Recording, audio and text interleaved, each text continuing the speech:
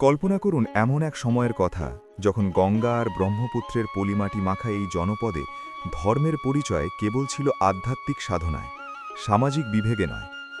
আজকের পৃথিবীতে যেখানে আমরা সম্প্রীতির সংজ্ঞা খুঁজে বেড়াই, আজ থেকে ৩০০-৪০০ বছর আগে এই বাংলা ছিল তার এক জীবন্ত পাঠশালা। ১৭৫৭ সালের পলাশী বিপর্যয়ের আগে এই বাংলা ছিল পৃথিবীর অন্যতম ধনী এবং সুশৃঙ্খল এক ভূখণ্ড। তখন আজান আর শঙ্খধ্বনি একই আকাশের নিচে প্রতিধ্বনিত হতো এক অদ্ভুত মৈত্রীর সুরে।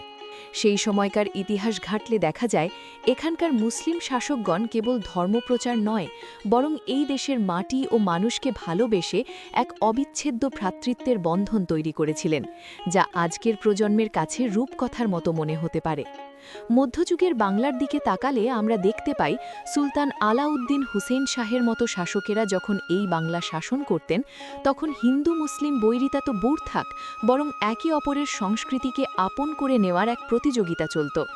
আপনি কি জানেন, বাংলা সাহিত্যের আজ যে সমৃদ্ধ রূপ আমরা দেখি, তার গোড়াপত্তন হয়েছিল এই মুসলিম সুলতানদের হাতেই। সেই সময়কার মুসলিম শাসকেরা সংস্কৃত থেকে মহাভারত ও রামায়ণ বাংলায় অনুবাদ করার জন্য পৃষ্ঠপোষকতা করেছিলেন। এর কারণ ছিল সাধারণ মানুষের সাথে সংযোগ স্থাপন। মুসলিম সুলতানদের দরবারে অনেক উচ্চপদস্থ কর্মকর্তা ছিলেন হিন্দু সম্প্রদায়ের। রূপ গোস্বামী এবং সনাতন গোস্বামী ছিলেন হুসেন শাহের অত্যন্ত আস্থাভাজন ও প্রভাবশালী মন্ত্রী। এই যে ক্ষমতার অংশীদারিত্ব, এটিই ছিল সে সময়ের অসাম্প্রদায়িক চেতনার মূল ভিত্তি। বাংলার অর্থনীতি তখন ছিল ঈর্ষণীয়। মুসলিম থেকে শুরু করে চাল ও মশলা সবই যেত ইউরোপের বাজারে। ঐতিহাসিকদের মতে মুঘল আমলে বাংলা ছিল গোটা বিশ্বের জিডিপির প্রায় ১২% অংশীদার, আর এই প্রাচুর্যের মূলে ছিল কৃষিজীবী হিন্দু ও মুসলিমদের যৌথ শ্রম। গ্রামের হাটে ঘাটে কৃষকেরা যখন ফসল নিয়ে বসতেন, তখন কে কোন ধর্মের তা বিবেচ্য ছিল না, বরং ফসলের মান আর ন্যায্য মূল্যই ছিল আসল। এই সহাবস্থান কেবল ব্যবসায়িক ছিল না, ছিল উৎসবের। পহেলা বৈশাখ থেকে শুরু করে নবান্ন, সব উৎসবে দুই ধর্মের মানুষ একসাথে মেতে উঠত। এমনকি বাউল ও সুফি দর্শনের যে সংমিশ্রণ আমরা দেখি, তা এই মাটিরই এক অনন্য সৃষ্টি।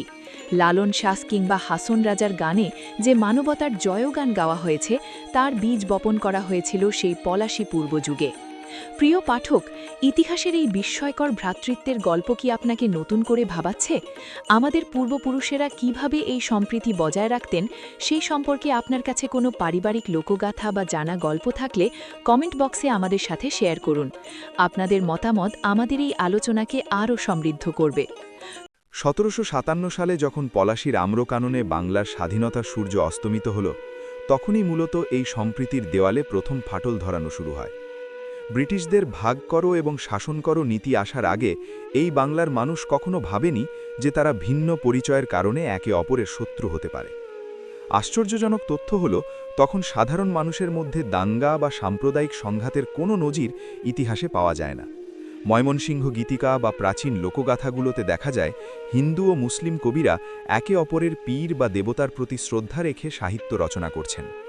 এমনকি মধ্যযুগের বিখ্যাত কবি আলাওল যখন পদ্মাবতী লিখছেন, তখন তার লেখনীতে ফুটে উঠছে এই জনপদের সর্বজনীন রূপ।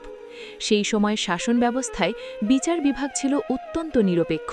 কাজী বা বিচারকেরা ধর্মীয় আইনের চেয়েও স্থানীয় প্রথা এবং ন্যায় বিচারকে প্রাধান্য দিতেন। একজন সাধারণ হিন্দু প্রজাও বিশ্বাস করত যে নওয়াবের দরবারে সে তার ন্যায্য পাওনা পাবে। এই আস্থার নামই ছিল সোনার বাংলা। বাংলার গ্রামগুলোতে তখন এমন অনেক প্রথা ছিল যেখানে মুসলিম পরিবারের সন্তানকে হিন্দু পরিবারের ধর্মভাই হিসাবে ডাকা হতো। বিয়ের উৎসবে বা বিপদে আপদে এই বন্ধনই ছিল প্রধান সুরক্ষা। কোনো আধুনিক সংবিধান নয়, বরং মানুষের হৃদয়ের এক অলিখিত সংবিধানে পরিচালিত হতো এই সমাজ। পলাশী পরবর্তী সময় যখন কোম্পানি শাসন জেঁকে বসল, তখন কৌশলে পাঠ্যপুস্তক এবং ইতিহাসের ব্যাখ্যা বদলে দেওয়া হলো। হিন্দু মুসলিমদের মাঝে তৈরি করা হলো এক অদৃশ্য দেওয়াল, অথচ তার আগে আমাদের এই জনপদ ছিল এক শান্তির নীড়। ১৭৫৭ সালের সেই সমৃদ্ধ বাংলার ইতিহাস আমাদের মনে করিয়ে দেয় যে সম্প্রীতি কোনো আমদানি করা শব্দ নয়, এটি বাঙালির রক্তে মিশে থাকা 1000 বছরের ঐতিহ্য। সেই সময়কার মুসলিম শাসকেরা যদি বাংলাকে নিজের দেশ হিসাবে গ্রহণ না করতেন এবং এখানকার কৃষ্টির সাথে মিশে না যেতেন, তবে আজকের বাংলাদেশের এই সাংস্কৃতিক ভিত্তি তৈরি হওয়া সম্ভব ছিল না। এই ইতিহাস আমাদের শক্তি যোগায়, শিখিয়ে দেয় কিভাবে ভিন্নতা সত্ত্বেও আমরা এক হয়ে থাকতে পারি।